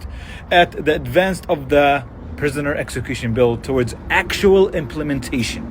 Tonight, the National Security Committee in the Israeli Knesset approved a bill to impose the death penalty on prisoners, paving the way for its presentation in the second and third reading. And here's the thing, the proposal is imposing the death penalty in a mandatory manner without no need for any majority votes. And the execution death is penalty by hanging through the prison's service, as you see a video from 𝓁္��📀📃 standing by the platform. And they're executing in the sentence within a specified period not exceeding the 90 days. So they have to be hanged in less than 90 days. And no possibility for a pardon whatsoever. Pure evil, pure terrorism. And this bill is scheduled to be put to vote in the Knesset in the next week as part for the second and the third reading. Disaster. Last week, 𝓁𝓆𝓀𝓃, who is Israel's ambassador to Canada, he said what is true but usually unspoken out loud. In reference to Bill C-9, he said that he wants the current government to limit other people's freedom so that our freedom will be protected. That's right, he openly said what we've known for a very long time, which is that Israel wants Prime Minister Carney to sacrifice Canadians' democratic rights to protect Israel from criticism. And that is exactly what Bill C-9, a bill that is being discussed in Parliament this week, that's what this bill is doing. Bill C-9, which is a bill that's being referred to by many activists, including myself, as a Zionist bill, is a bill that was directly demanded for by the CIJA, or the Center for Israel and Jewish Affairs. This bill is set to drastically change the nature of surveillance and policing in Canada in a way that benefits Israel. Already, just last week, the Liberal government shut down any further debate on the legislation, which means that the bill is going to be discussed in Parliament this week, and we know that the government is going to try to have it pass and make a final vote on it this week as well. And that is in spite of the fact that so many organizations have come out and said that Bill C-9 should not be passed. This bill quite literally denies us our Charter of Rights and Freedoms. It is an unlawful crackdown on our freedom of expression and our freedom to dissent.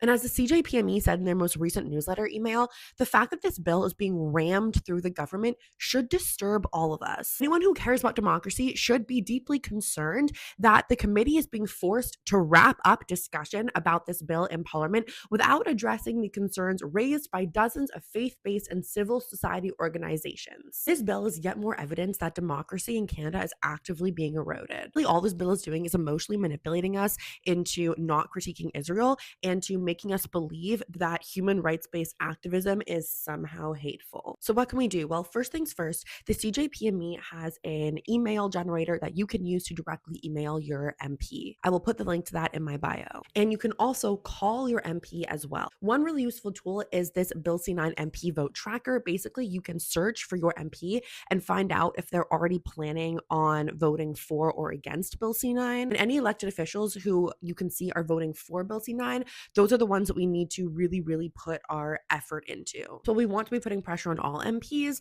We definitely want to put the most pressure on those who are slated to vote in favor of Bill C-9. This bill does not actually address anti-Semitism. It only protects Zionist Israel. After interrogation, children are brought here for trial. Ophir military prison near Jerusalem. The army would not let Four Corners film inside. I've been behind these walls 3 times. I saw children shuffling across the courtyard, handcuffed and shackled. Some hearings lasted 60 seconds. I saw one boy shout the name of his prison so his mother would know where he was being held. I saw the judge convict some children without even once looking at them. Through it all, what I saw was a conveyor belt of convicted children. I think perhaps to give you some indication of how efficient, from a military perspective, this system is. According to the military court's own records, their annual report, the courts have a conviction rate of around 99%. The mental health system, just like any other system, instills compliance and obedience. Something I've noticed recently is people who use their voice in mental health spaces, stand in their autonomy, and speak up about what it is they truly need. Those individuals are always treated terribly in the mental health system. Those individuals that stick up for themselves are labeled non-compliant, are further pathologized, and their self-advocacy is used as reason for why they are mentally ill. It's always the people who are sticking up for themselves, who refuse to be silenced in systems that are treated the most horribly. And that just got me thinking, why is that? In a world where our internal voices are silenced and our authenticity is suppressed, where we're forced to go with the norm, you would think that in a space that claims to be healing would support you in coming back to your voice and being stronger in yourself. But instead, what the system does is it punishes you for using your voice. And it punishes you by having people in positions of authority tell you that your self-advocacy is pathology. And what that does is internalizes the fact that if you stand up for yourself, you will be punished. People that do not comply are met with forced medication, sedation, restraint, court-ordered, court-mandated therapy. Are we going to keep calling it treatment, or are we going to call it compliance training? Because that's what it is. Did you hear about the latest war crime? Yes, yesterday, Israel bombing displaced and crowded Palestinians living in tents. It was fucking horrible. No, the other one. You mean the baby that was tortured by the IOF for 10 hours in front of his detained father? No, the one that just happened. That did just happen. Oh, do you mean the illegal Israeli settlers that placed large rocks in front of ambulances to prevent them from reaching injured Palestinians while at the same time burning their homes and their cars in the West Bank? That one? No. The agonizing one. Oh, do you mean the poor 14-year-old boy, Tamer Baraka, that the IOF shot at and killed in the civilian vehicle he was in? Marianella, think horrific crime. Oh my God, yes, of course. Are you talking about the family in the West Bank? They were driving back from Ramadan shopping, and the IOF unloaded several rounds into their car, killing the mother, father, the 5, and the 7-year-old child with special needs, only leaving the 8 and the 11-year-old brother alive? No, Marianella. Wait, do you mean Mohammed, the Syrian refugee in Lebanon, whose entire family was killed, including both of his parents, in an Israeli strike? That one? Jesus fuck! No! The really horrific crime! I mean, they're all pretty fucking horrible. Are you talking about the beautiful family in Lebanon that was recently killed in the US-Israeli strike? Oh my God. The daughter of the Palestinian journalist who said goodbye to her mother who was murdered by Israel in her displaced tent on International Women's Day? That one? God, do you even read the fucking news? Yeah, no, not really. Do you mean the other Israeli strike that killed the 13-year-old and the 30-year-old woman? No. Think big, horrific! Oh, the massive fires in Iran. After the US and Israel bombed multiple oil depots that turned the air toxic, causing serious health issues for millions of residents in Tehran. The eco-side? Was it the recent Israeli strike that leveled the residential building in Beirut, killing everyone inside? I'm talking about a massive war crime! Okay, it has to be the 498 schools and 281 medical facilities bombed by the US and Israel in Iran. A massive war crime! No! Israel bombing the main coastal bridge in Lebanon, cutting off the south from the rest of Lebanon, or wait. Israel bombing the emergency treatment center in southern Lebanon, killing 12 medical staff? Fuck's sake, the ambulances that were burned to bits! It was all over the news. The entire world knows. Oh, you mean the deadly Israeli attack that killed 15 paramedics last year? The one where the IOF later buried the ambulances? That one? It just happened! Where? In Israel? No! In London! They burned 3.25 ambulances! Don't... Jewish ambulances! Cars, vehicles burned! Do you know how horrible... What, don't you have a heart? What is wrong with you? Don't you know what terrorism is? Who was in them? No one. Don't you get it? Actually fucking burned vehicles, Marianella. Don't you have a heart? It's horrible. It's terrorism. You mean arson? Ah. Is arson the world headline? You're just an anti-Semite, Nilla. Of course. We all know there's been a lot of talk about these AI data centers coming to Canada because we have so much fresh, potable water that they can guzzle up to cool their machines. And what could go wrong, right? Well, shockingly, it looks like, at least in Alberta, a bunch of proposed data centers are set to be located in regions that are already under high or extremely high water stress. Yeah, that's what my friends Rory White and Natasha Belowski found in a recent investigation for Canada's National Observer. So today, I'm teaming up with them to show you their findings. See, Canada's National Observer analyzed the locations of 38 data center campuses proposed in Alberta, and what they found was really worrying. It turns out that 3/4 of these proposed data center sites, which may contain multiple data centers each, are in regions under high or extremely high water stress. For the record, extreme water stress is defined defined by the World Resources Institute as using at least 80% of its available supply. High water stress regions use at least 40%. Only 3 of the 38 data center sites have been planned in low water stress regions, despite these low water stress regions comprising the majority of Alberta's landmass. But look, I'd imagine that me saying data centers in high water stress regions feels pretty abstract, right? So let me break down for you what the actual risk could be for Albertans living next to those centers. In the worst case scenario, the risk is a situation where parts of Alberta can't water crops or feed livestock in the heat of the summer, because data centers have bought first dibs on the area's water. Yeah.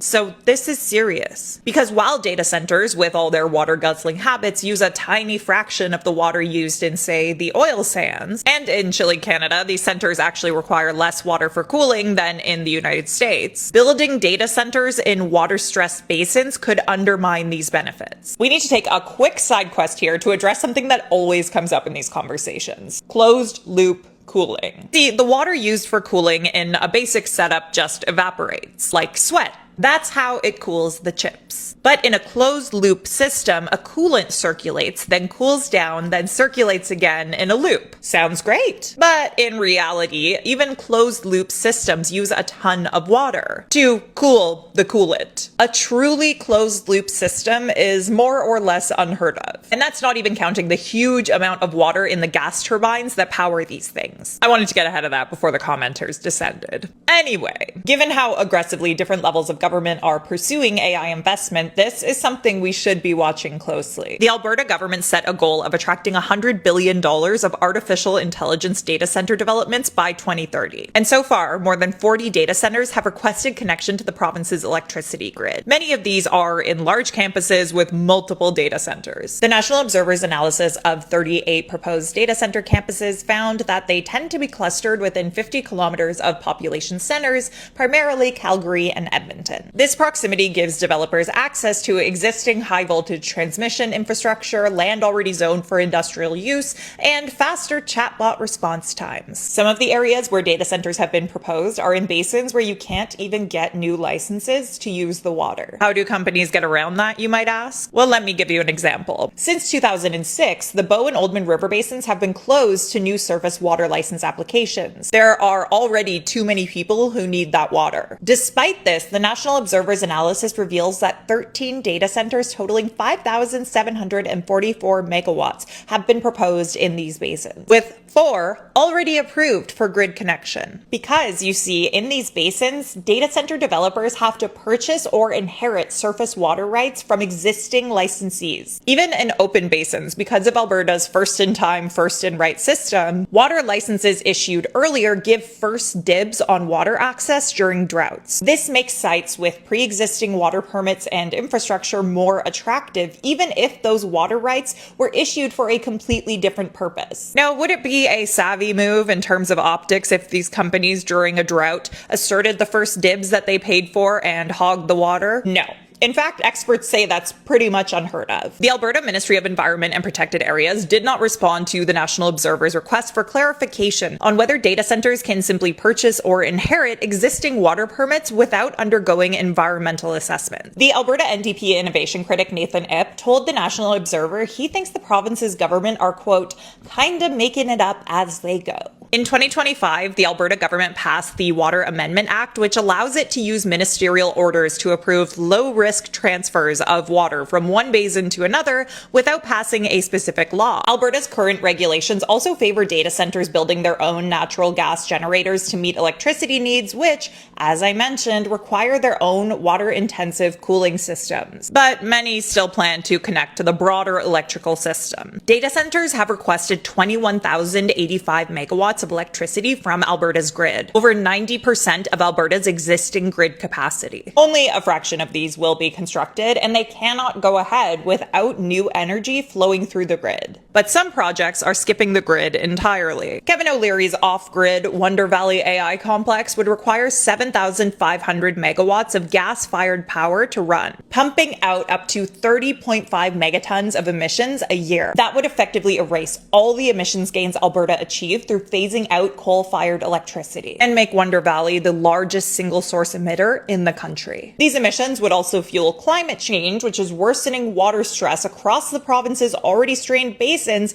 driving earlier snowmelt and higher evaporation. Smoky River, where the mega project would be located, is under low water stress overall. However, the Alberta government has been pushing forward the project without consulting the nearby Sturgeon Lake Cree Nation, and tensions are beginning to bubble up. What's interesting about this push from politicians to attract data center investments is that Canadians don't really care about getting these projects done. A recent poll from Abacus Data asked Canadians which type of major projects Canada urgently needs. Data centers ranked last, selected by only 15% of people despite the government push. Meanwhile, south of the border, backlash against data centers is way more advanced. Public outcry from Manhattan to in MAGA heartlands led major AI companies to promise in March 2026 to cover the power costs of AI data centers. But this would not extend to their data centers in Canada. It's probably time for Canadians to start paying closer attention to these conversations, though, because multiple levels of government seem hell-bent on bringing data centers here. And those centers will be bringing their aggressive appetite for water and electricity with them. Head to the National Observer's website to read the whole excellent investigation. Then come back here and tell me, what do you think of all this?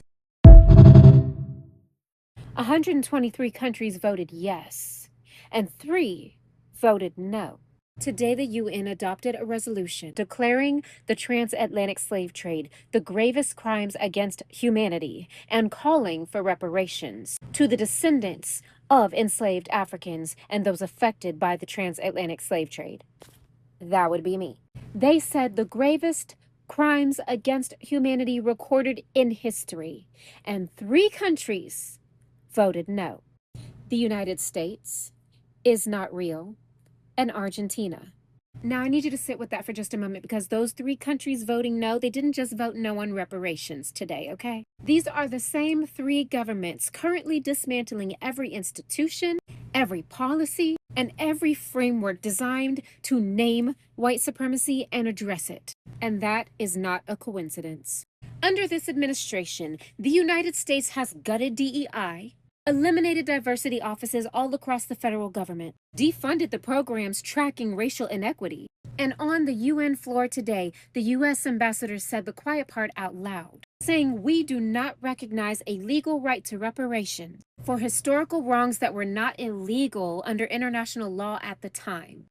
Well, let me translate that. Enslaving millions of African people, millions of human beings, was not a crime then, so no debt owed, no accountability need be taken. Argentina. Javier Milei, who has already been called the Trump of South America, shut down Argentina's National Institute Against Discrimination, Xenophobia, and Racism in his first year in office. He called it a sinister body used for ideological persecution. Huh?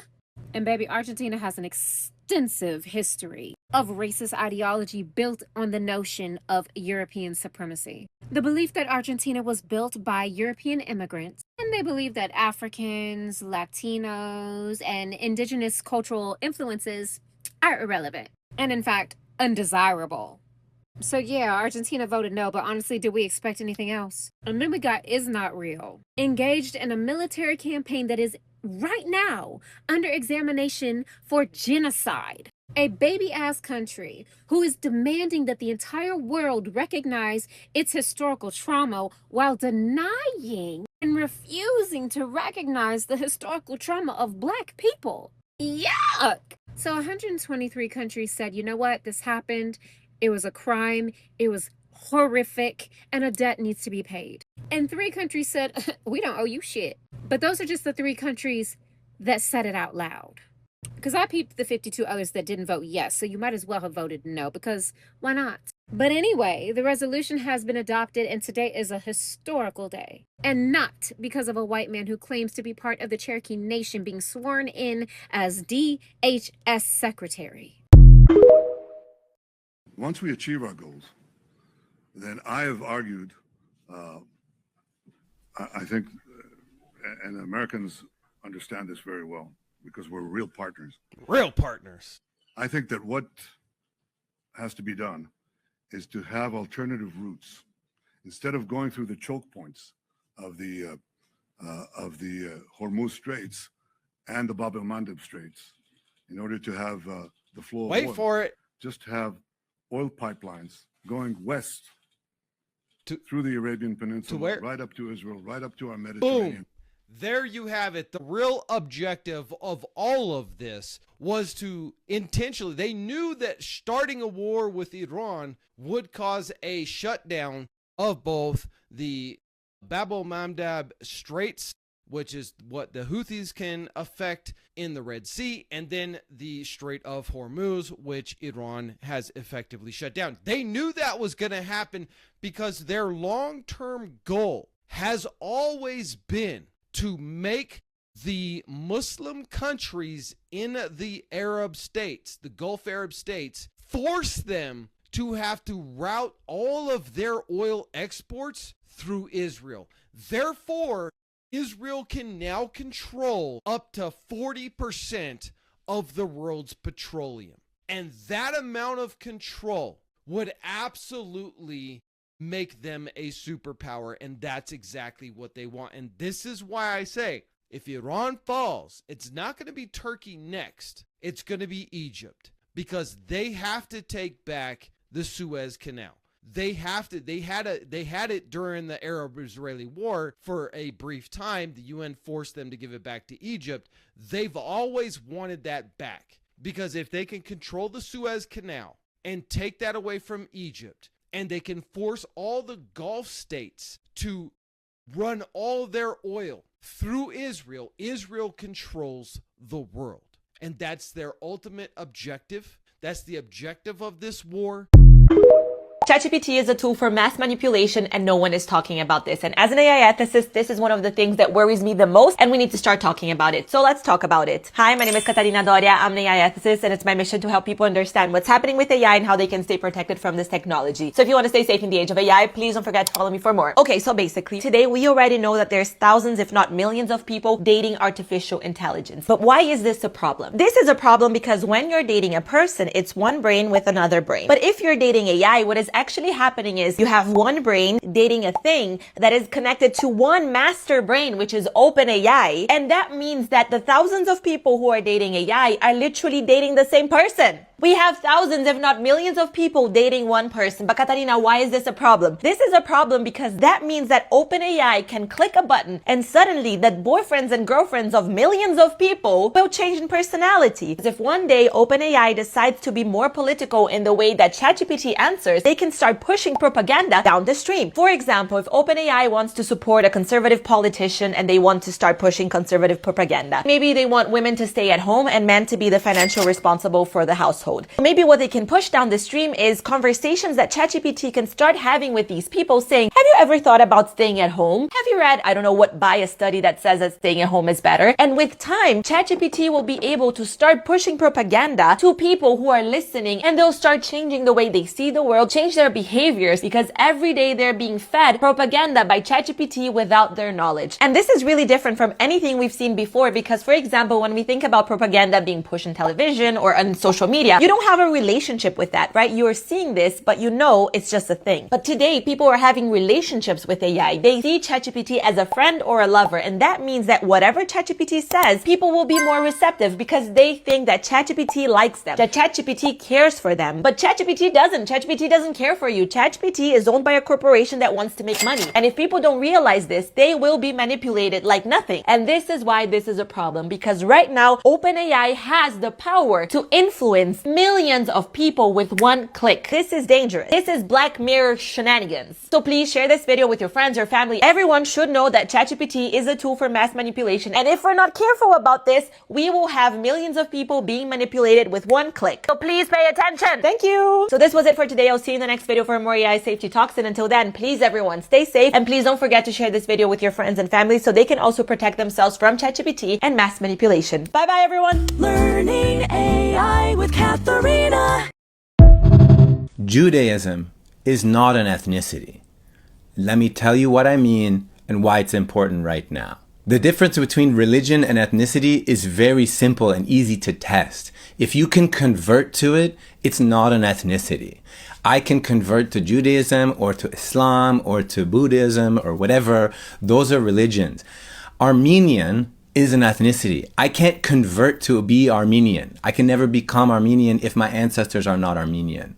Ashkenazi is an ethnicity. It is a distinctly Jewish ethnicity from Euro-Russian background, originally from the Caucasus region. Now, where is the confusion from? The problem, as it often does, goes back to the white people.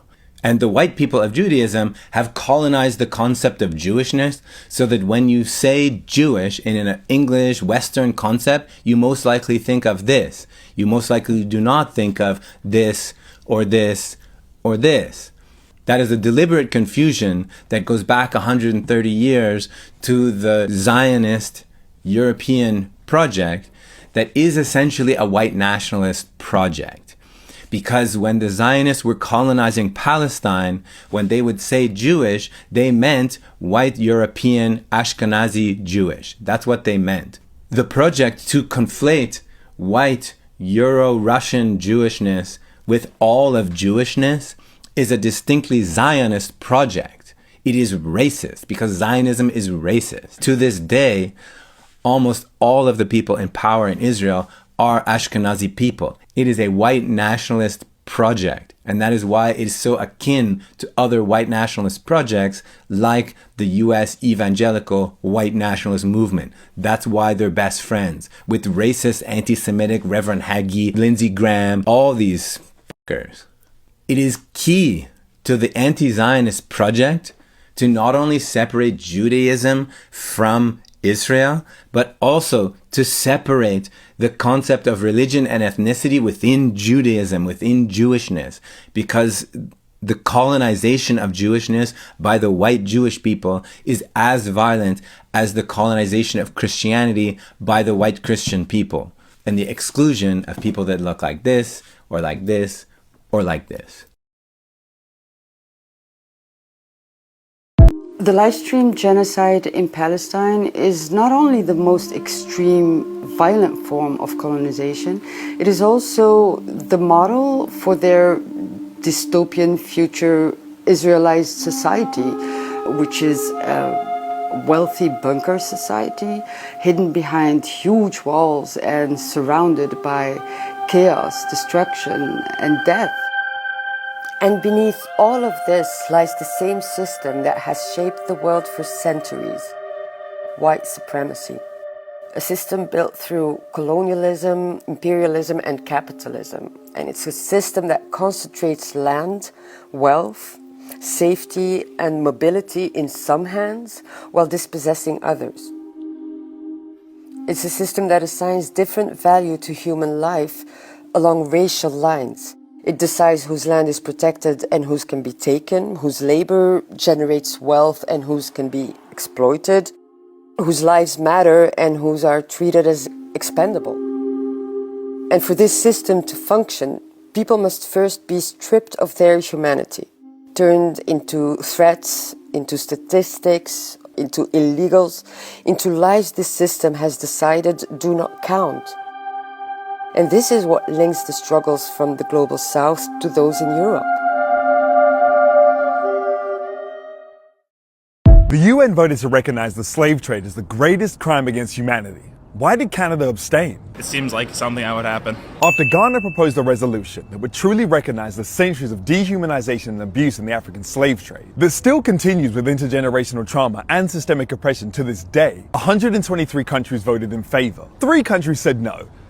The United States, Israel, Argentina. But why did Canada choose to abstain? Well, they were joined by the UK, France, Spain, the Netherlands, and Portugal, key drivers of the transatlantic slave trade. And as Ghana called on UN members to also consider contributing to a reparations fund, maybe the key is not wanting to open the door to giving reparations for all of its colonial conquests. David 𝓁𓆆🂃 is Canada's representative to the United Nations, and before his time in politics, he was a teacher at McGill University's Faculty of Law, a school founded by James McGill, who was known to have owned enslaved people. Maybe 𝓁𝓁𝓃 sees it as a purely economic decision to turn down the calls for reparations. That would have us reassessing major institutions, affect the large African Nova Scotian community, African and Caribbean immigrants all around the country, and even descendants of those who travelled on the Underground Railroad to Canada. I think Canada abstained for this reason. What do you think? Anyways, last take on this. I have a lot to download. That's why I have to do it as I go, because I don't want to forget it. But Spirit keeps saying that anti-racism work is every day. So when you start getting trigger, or because you're going to be bait, they want you guys to be bait, because they want now everyone to see you guys as you attacking them or you're being hateful towards them. Even though you're seeing how violent they are in the ground, because everything done in the dark, it will come to the light. And most of us, we are the light. We expose the light, right? So pendejos, cobardes, coward, leeches, parasitic energy, cockroaches, right? They want people to look at them as victims now, even though they're the aggressor, they're the colonizers, right? So also they're, not only that, they are either supported or funded or benefit from it, or being silent, and you know what I'm saying? Like, a lot of us, we risk a lot of things when we are talking about this or exposing this. So thank you so much for liking, comment, doing all the things that needs to be done, so that this, because I'm heavily suppressed and censored, and I've been saying this for the past almost 10 years now that I've been doing this work. When I started with climate activism, and when we reached the threshold there, we know, like, okay, so it's capitalism that needs to go. Okay, there's a solution for everything. There's facts for everything, but we have fucking demonic, satanic leeches, colonizers, descendant, right? That are taking everything, spreading their fucking hate and genocidal motherfucking shit. And then when we call them out, they call us anti-Semitic. And then when we retaliate towards that, because like, no, you just don't want to hold accountability. What the fuck is this? We show this stuff in the face, the facts, the truth, right? But they don't want to see it. They don't want to believe it. They don't want denial, or they don't want, no, it's just to save themselves. It's to save their pellejo. Thank you, Spirit. Pellejo. Pellejo is like their image. They're trying to survive an unsurvivable and undeniable, and their fate, basically, because they sign their fate when they say, oh, I stand with Israel or USA or whatever the fuck, or I'm in the military. Like, there's a lot of karmic contracts. There's going to be fucking pulling everyone back down to hellfire, purgatory, right? So you're going to see that in the physical when it happens in the spirit. It's already happening, which is why you're seeing the decay of the system, and then the desperation of fucking demonic, satanic motherfuckers who already are in purgatory, hellfire. They're just delaying their unavoidable fate. Now, like I said in the other video, the only source that they have is AI and the warmongering companies that they have, and the oil fossil fuel companies, and all of that has to crumble, right? Is it gonna be easy? Absolutely not. There's a lot of solutions, but it has to be all together. They know this. This is why they will be sent agents to slow you down, stop your finances, stop this, stop that, just to slow you down. But don't stop. Spirit saying, I will give it to you 10 times full, and I will curse them back then. But now, listen to your intuition when the Spirit is telling you, I need you to use these things. I know it's no usual thing. I know it's not a usual thing that you've learned, that it's not your religious, whatever, but I need you to use these things. Go do those things. I have put in my Telegram ways of protection, sigils, crystals. You should have stuff that you can defend yourself, teach your kids how to defend themselves. This is psychological, economical, all kinds of warfare. You're naive, and I will be doing a disservice to my community if I'm not exposing that, as I'm someone who is constantly exposing the truth, right?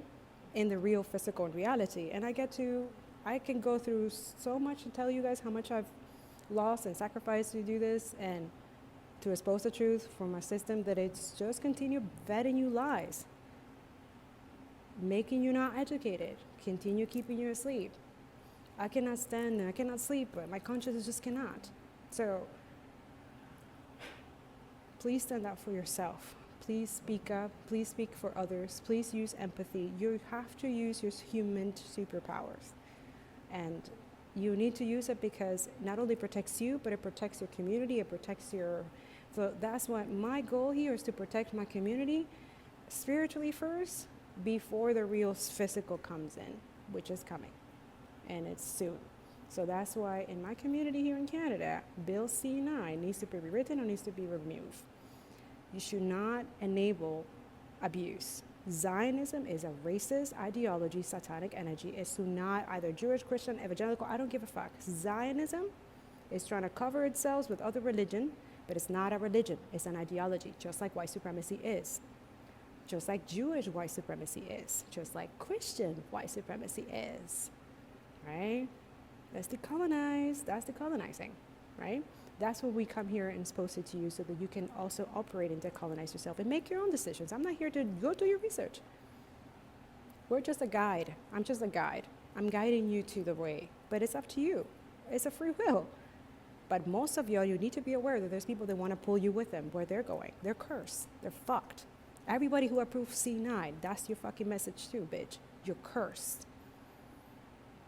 There's a terminal illness. Spirit keeps saying you're motherfucking cursed. You think in Canada here you're gonna try to shield yourself from accountability? This is also to protect the military that went in genocide in Gaza for 3 years and are here. They're here, having a normal life, living free, and nothing happened to them? What?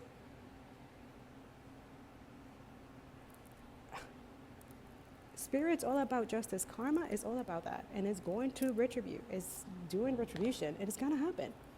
And they don't, if it's not for me, it's going to come from other people, bitch. You will be held accountable. Tell your ancestors that. Your colonial ancestors are genocidal. Yeah, they know it. This is why they're trying so hard. Unavoidable fate. Yeah. Anyway, so a lot of you stand ground, stay grounded. You're meant to be in the belly of the beast just to cut it all off. And they know it. That's what they're trying to, but they will never. Spirit is doing stuff to, They will meet their maker before they get to you. Are we clear? And don't have any fear. All this of you, please help people who are dealing with prisons, sentences or bails, like pay their bails, especially people who protest and stuff like that, to protect your rights, to protect you so that you can continue doing what you love to do freely. They're trying to take that away from you too, you know that, right? I love you. Free Palestine, free Congo, free Sudan, and please educate yourself. Like, stop feeding the propaganda beast and go read some books. writerscape.com, bookshop, go decolonize. At the end of the day, a lot of people are just embarrassing themselves and trashing their own energy, and you're witnessing that, okay? So that's what Spirit is saying. He understands your frustrations. He understands your but also understand that you're not alone in this, okay? Like they wanted you. You're not. You're feeling it. You know it because you are anti-racist. You are anti-Zionist. You see it everywhere. Yeah. That's what they're trying to shut you up and silence you because you are seeing it. They don't want you to see it. They don't want you to teach others to see it. Because once everybody see it, that's it for them. They're done. Bye. See you never, bitch. You will never come back to this lifetime. We have to secure that here through laws and policies. They know how to, they're telling us how they do it. So we have to reverse that energy. What the fuck? Reverse the energy. They're trying to humble us and punish us as well. Oh, I'm going to show you. Yeah. That's how violent it is. And then they call you violent for calling their abuse out. Look at the Epstein files. Epstein files, decolonization. It's all of it.